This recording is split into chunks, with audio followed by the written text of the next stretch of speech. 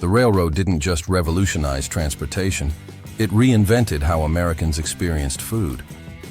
Imagine being hundreds of miles from any major city in the heart of the 1880s landscape.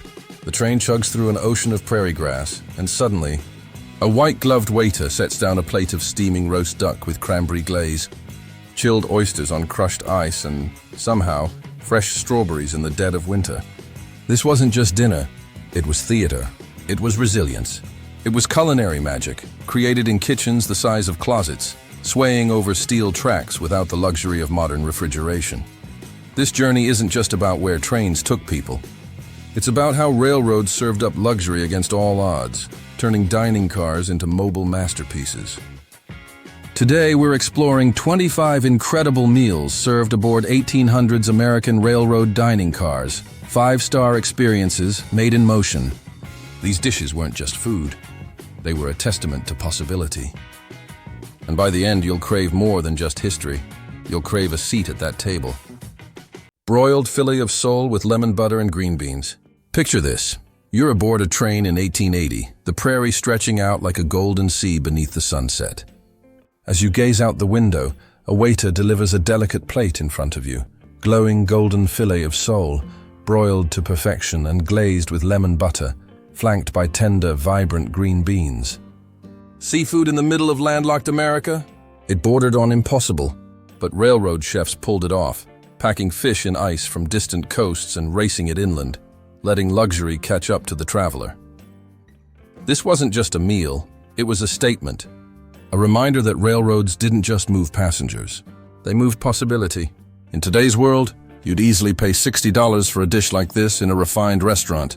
Back then, it was part of your first-class fare. And if Seoul could traverse America untouched, just wait until the train delivers something even grander. Roast prime rib with Yorkshire pudding and horseradish sauce. Now imagine the car filling with the deep aroma of slow-roasted prime rib, juices glistening amber under flickering gas lamps.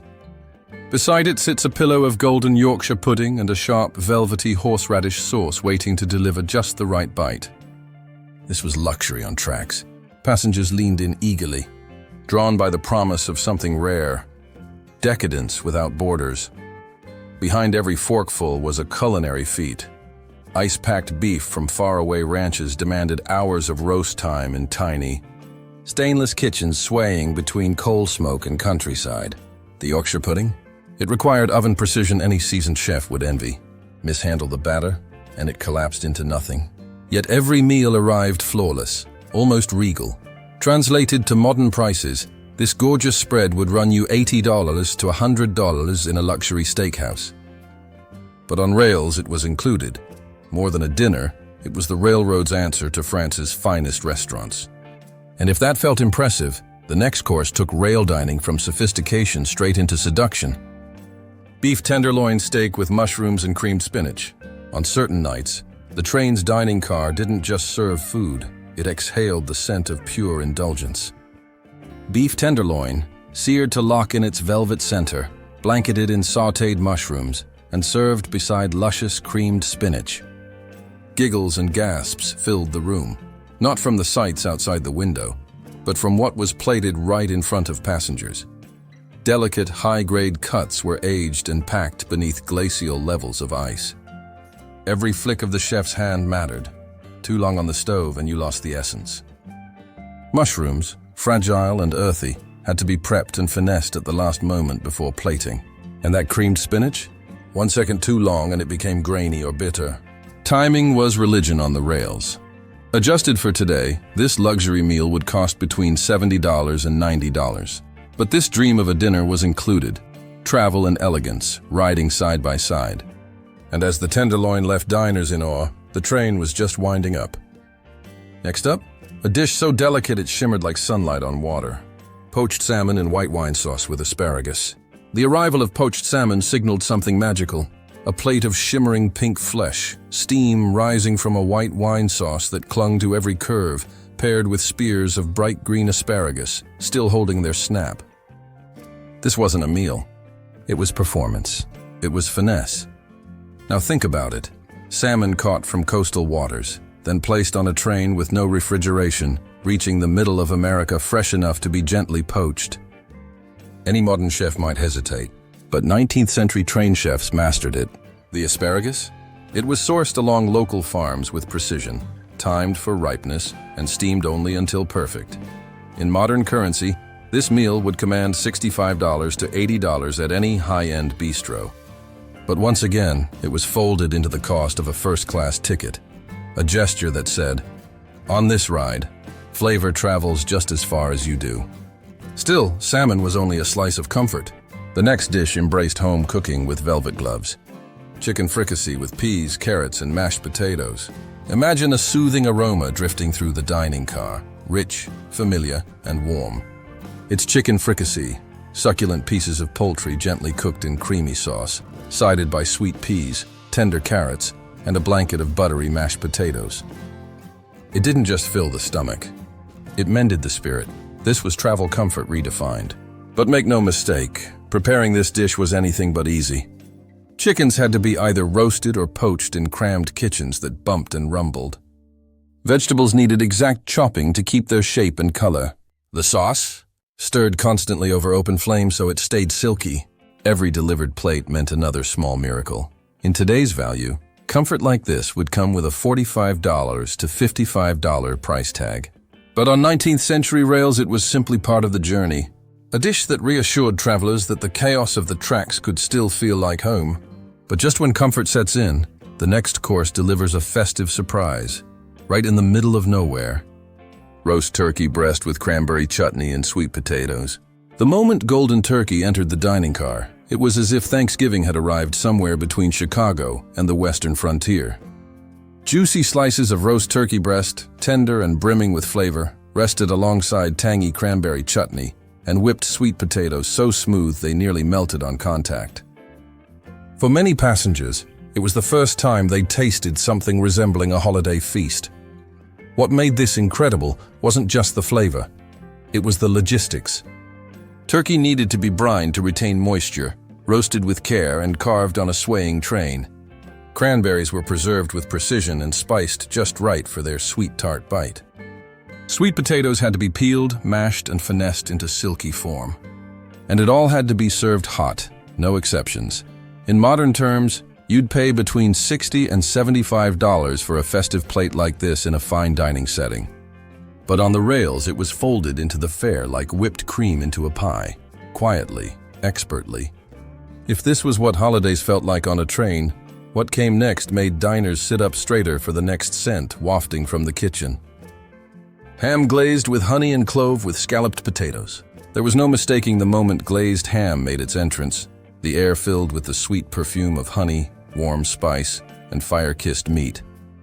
Thick, juicy slices caramelized just enough to shimmer were paired with scalloped potatoes, bubbling under golden crusts and layered with rich, creamy flavor. The entire dining car turned toward the kitchen with anticipation, but behind that glamorous plate was a challenge worthy of applause. The ham had to be pre-cured or smoked miles away, then transported and reheated in a way that preserved both texture and taste. The timing of glazing mattered. Let the sugar cook a few seconds too long, and it burnt. The scalloped potatoes had to be sliced razor thin, arranged in tight spirals, and baked in a jolting oven until each layer melted into the next. Today, a plate like this would stand tall at $55 to $65. On the railroad, it rode alongside travelers as part of the price of elegance. But if guests thought this was indulgent, they hadn't yet tasted the moment when sweet and savory collided in the next triumph on rails. Still with us? Then you're officially part of the dining car elite. Tell us in the comments, what's more impressive, lobster on a moving train or roast duck with orange glaze cooked in a swaying kitchen from the 1880s? And hey, if you haven't already, tap subscribe so you don't miss part 2 of this time-traveling tasting tour. There's a roast turkey boarding next, and it smells like Christmas in July. Sliced roast pork loin with apple compote and Brussels sprouts. As the train rumbled through farmlands and forests, a new aroma greeted passengers. Oven-roasted pork loin, tender and blushing at the center, paired with a warm apple compote that layered sweet with tart. Caramelized Brussels sprouts completed the dish, offering both chew and crunch. It was simple. It was balanced. It was brilliance on a moving plate. Rail chefs had to walk a tightrope. Pork loin demanded aging and careful roasting in ovens the size of suitcases. Each slice couldn't be dry nor pink. The apple compote needed to be cooked low and slow, just long enough to soften the fruit without turning it to mush. And the sprouts? They had to be seared warmly in butter after a perfectly timed blanching to retain their emerald hue. A dish like this in today's currency? Somewhere between $50 and $60, a solid price for high-end seasoning, timing, and execution. But again, on this train, it came complimentary with the experience. And right when you thought pork had stolen the show, the coastal breeze returned, just in time to fry up something golden. Fried oysters and French fries with tartar sauce. Close your eyes and let the scent guide you. Butter-sizzled oysters hit the skillet, sending a briny perfume through the dining car, crisping to a perfect golden shell with tender insides still glistening. French fries, hot and crunchy, anchored the plate beside a dollop of tangy tartar sauce. It was a coastal indulgence, delivered entirely inland. But how? That was the question. Oysters needed to be packed in ice and rushed from the coast before spoilage ever became a threat. Then they were breaded delicately and dropped into pans in kitchens rocking violently as the train curved into the hills. Fries had to be fried and timed so they didn't go limp, and tartar sauce needed to maintain its brightness and creaminess, even after the ride. Today's version would sit proudly on a $65 to $75 seafood menu. On 19th century tracks, it wasn't just delicious, it was defiant. A message that the railroads could bring the ocean to your table, even if you were 800 miles from saltwater. And just as the sea tingled on the tongue, the next dish elevated land-based indulgence with regal restraint. Grilled lamb chops with mint jelly and roasted potatoes. The moment lamb chops made their entrance, the dining car transformed into a traveling banquet hall. Juicy, pink-centered chops sizzled with charred edges and a dash of sea salt. Roasted potatoes, crisp on the outside and fluffy within, shared the spotlight with a spoonful of vibrant mint jelly, a cool counterpoint to rich meat. This was refinement on rails, but behind such grace was sweat. Lamb had to be sourced with care and grilled to precise doneness. No small feat aboard a moving train.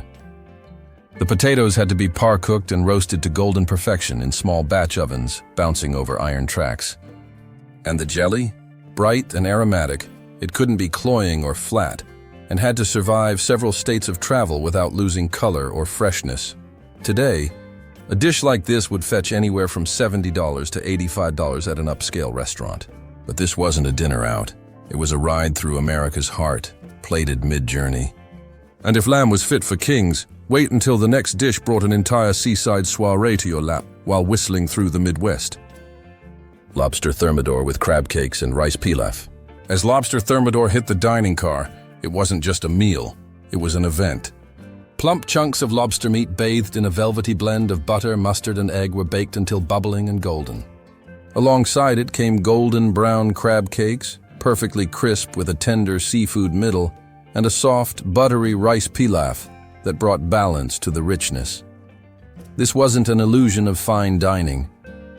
It was fine dining, crafted in a galley no larger than a walk-in closet. The lobsters were shipped live or packed in ice all the way from the Atlantic. Crabs had to be seasoned delicately, their meat folded gently into cakes that wouldn't fall apart on searing pans. Even the rice, simple as it may sound, had to be watched like a hawk, fluffed and finished without turning into mush. In 2025 terms, this meal would easily command $90 to $110 at a luxury seafood restaurant. But on the train, it came standard with the experience, elegance that roared across the countryside at 40 miles per hour. And just when travelers thought it couldn't get more impressive, the next dish rolled in with old-world refinement and a hint of citrus celebration. Roast duckling with orange glaze and braised cabbage.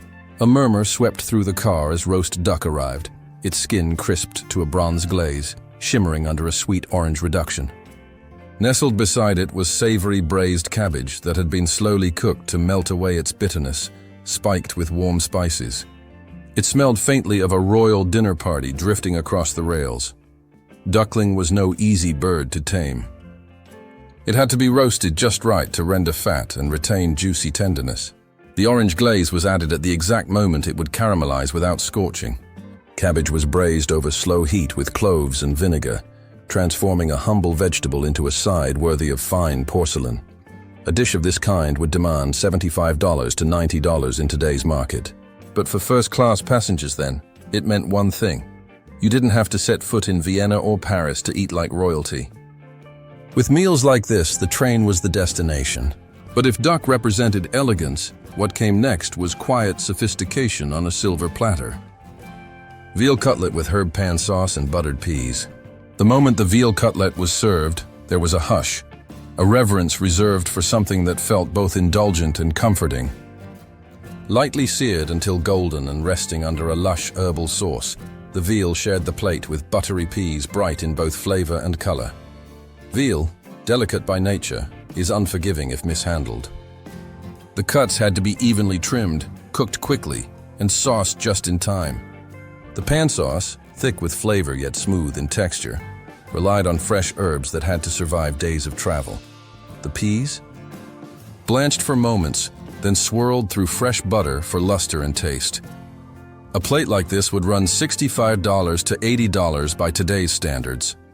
Back then, it arrived with ceremony and with your ticket, a sign that the rails weren't just moving people. They were transporting the very definition of refinement. And the next plate? It channeled the warmth of holidays no matter the season. Turkey breast roast with herb stuffing and root vegetables.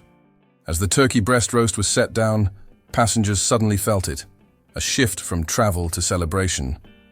Juicy slices of white meat were packed around a center of herbaceous stuffing, each forkful bringing in hints of sage and thyme. Beneath it all were roasted carrots, parsnips, and potatoes that glistened with glaze and heat. Yet none of this came easy. Turkey had to roast evenly and remain moist, despite inconsistent heat and a constantly moving kitchen. The stuffing had to be rich with herbs but balanced, not soggy and not dry. The root vegetables were roasted until caramelized, each bite both rustic and refined. Today, this feast would fetch a solid $55 to $70 and find its home on any high-end holiday menu. For passengers, it was the magic of a December dinner appearing in April or July. The rails weren't just keeping pace with cuisine. They were rewriting what home and hospitality meant. Up next, France arrives on the tracks with a red wine flourish. Beef tenderloin bordelaise with pommes parisiennes. At the arrival of beef tenderloin bordelaise, the dining car transformed into something out of a Paris bistro, but this one rumbled across Kansas. Thick, buttery steak cuts were bathed in a red wine and shallot sauce so savory and deep it nearly stole the show. Sitting beside the meat were pommes parisiennes, golden balls of potato crisped to near perfection, looking like jewel-toned pearls on the plate. Pulling off this dish took more than just skill. It took nerve. Tenderloin had to be pan-seared and cooked to precision against every curve and jolt of the train. The bordelaise sauce needed acidity, richness, and balance, with wine reduction timed to the second. Potatoes had to be carved, simmered, then flash roasted with butter until golden, their interiors like clouds. What would a restaurant charge today? Likely $85 or more, but passengers didn't need reservations. They just needed a ticket. Where else could you eat like a gourmet while watching the horizon roll by? And just when you thought the journey had gone full Paris, the next course brought the chill breath of the Atlantic through the window. Baked cod with dill butter and new potatoes. When the scent of baked cod with dill butter filled the train's dining car, it brought the calm, salty breeze of the northeastern coast into the heartland. Flaky, tender cod topped with fragrant dill-infused butter melted into a side of baby new potatoes, their skins barely split, soaking up every savory drop. It was light, clean, and brimming with delicate complexity. This wasn't simple fare to prepare. Cod traveled in ice-packed crates from the Atlantic and needed to be handled with constant care to preserve its mild flavor. The dill butter, an herbaceous powerhouse, was whipped to satin texture, then folded over the fish just before plating. And those potatoes? Boiled to perfect tenderness, then finished in butter for gleam and depth. In modern restaurants, this kind of dish hovers between $55 and $65. Yet to train travelers, it was another stop on a flavor expedition. No one expected the ocean in the middle of Nebraska or Iowa, But this wasn't just cuisine, it was culinary transportation. The seafood may have dazzled, but the next course, it brought game birds into gourmet territory.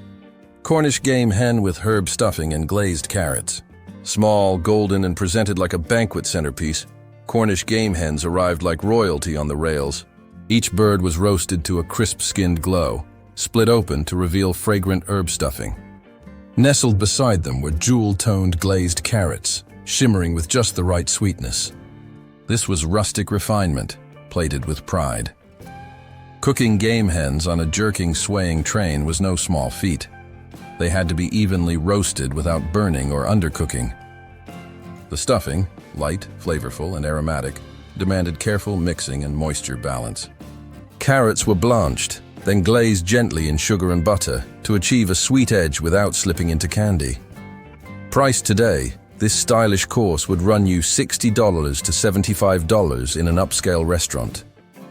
On the track, though, it was included, a surprise package of sophistication designed to awe travelers as they crossed the country. But just when the land had given its best, the next course reeled passengers right back into the decadence of the sea. Delicate crab cakes with lemon aioli and side salad. The moment someone ordered the crab cakes, heads turned. Their scent, crispy, rich, faintly briny, drifted through the dining car long before they arrived. Each cake, seared to golden perfection, housed sweet crab meat within. A dollop of silky lemon aioli and a crisp garden salad brought brightness and balance to the indulgence.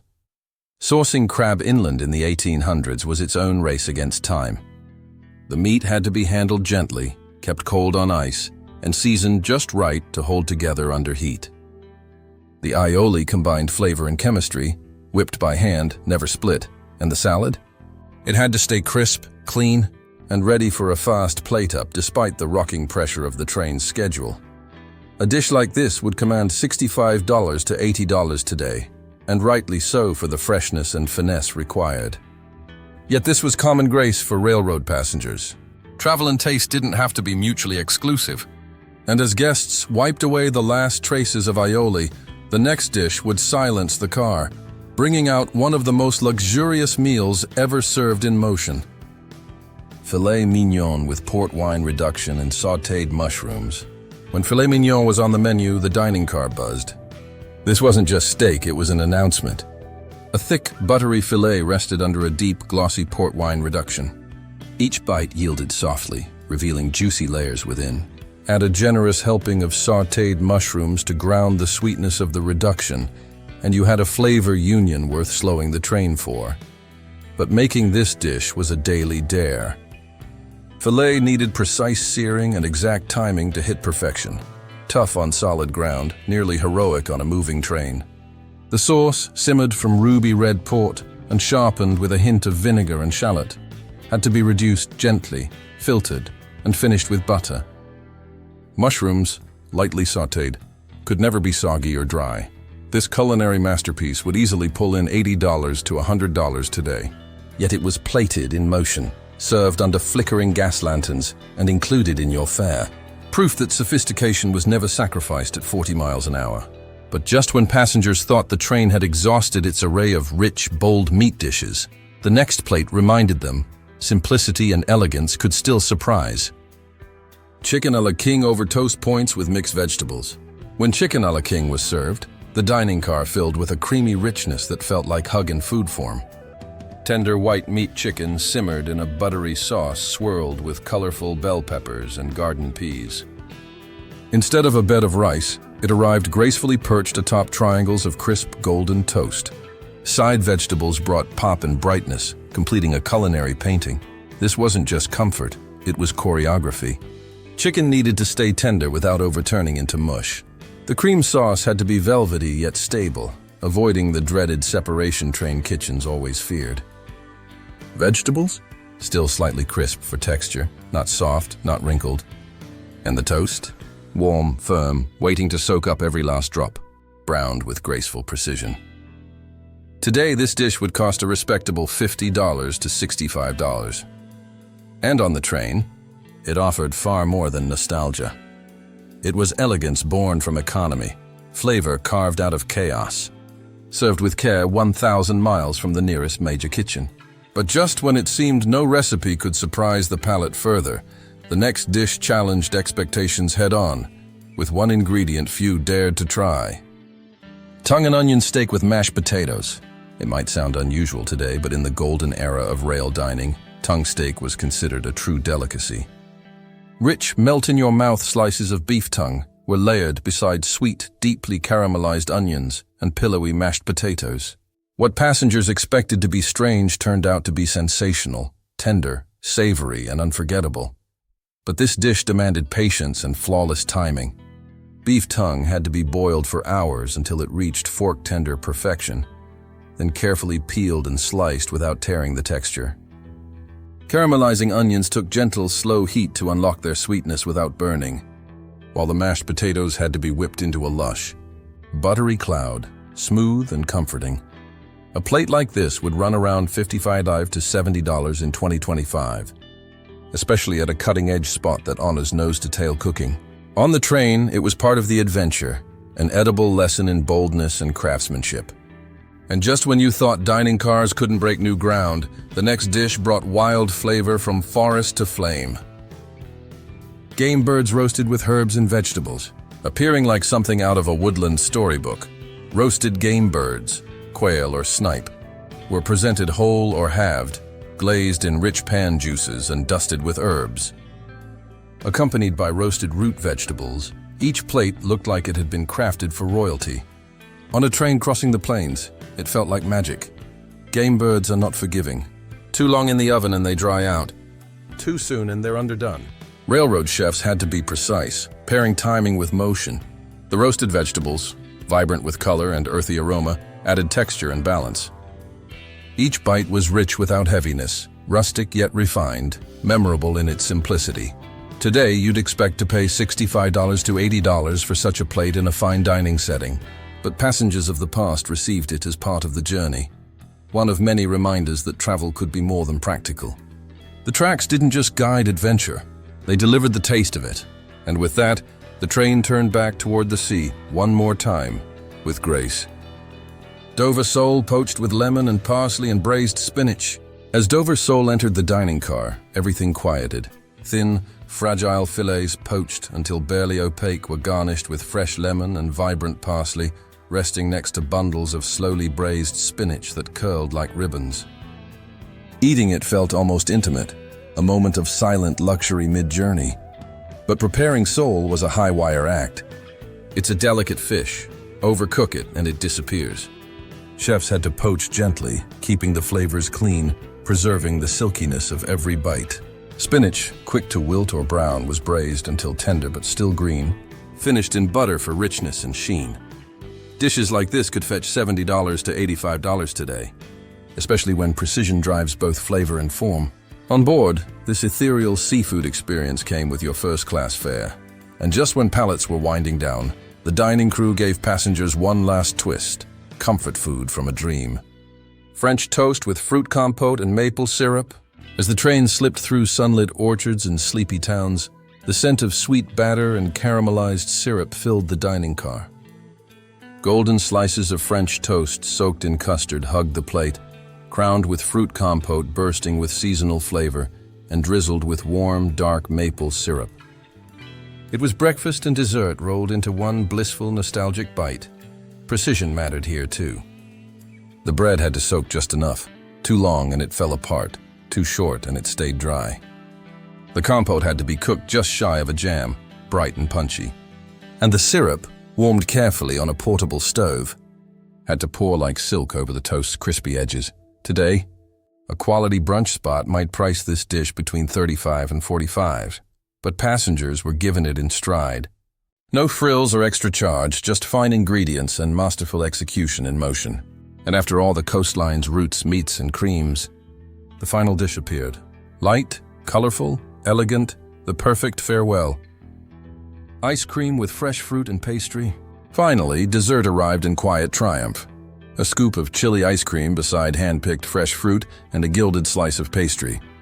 That final bite was light, bright, perfectly balanced. Creamy, flaky, popping with ripeness. It wasn't just dessert. It was a thank you from the kitchen, a last moment of magic, and what a feat. Ice cream had to be kept frozen on a train before refrigeration, surrounded by sawdust and tightly packed ice blocks. Fruit was local, seasonal, tenderly handled to avoid bruising. Pastries, buttery and delicate, were baked carefully to hold their shape. Then plated at just the right time, no melting, no cracking. Today, this dessert would get a price tag of $25 to $35, but on the rails, it came with the rider, a symbolic closer to a meal that refused to accept limits. After 24 culinary cast members, this was the curtain call, and it left passengers with full hearts and fuller stomachs. The curtain falls, but the story stays with you. Looking back, these meals weren't just about what people ate. They were about what was possible. Every dish told a story, not just of chefs and recipes, but of resilience, creativity, and a belief that luxury could travel wherever the rails reached. From broiled sole to lobster thermidor, French toast to game bird with herbs, every item served on those railroad dining cars told passengers, you weren't just moving from place to place, you were experiencing something beautiful in the in-between. The chefs of those trains were inventors, artists, and risk-takers. They fought time, temperature, and turmoil to serve elegance on steel. They didn't just feed, they delighted. Against shaking ovens, melting ice, rattling plates, and racing timetables. They crafted moments that passengers would recount long after the trains stopped running. Because that's the truth of history. It's not always built in battles or politics. Sometimes it's in the quiet clink of silverware on fine china, the soft hum of passengers marveling at a roast duck, or the warm clearing of steam as a plate lands, hot, perfect, and wholly unexpected. We journeyed across a country, but more than that, we journeyed through ambition, through imagination, through taste.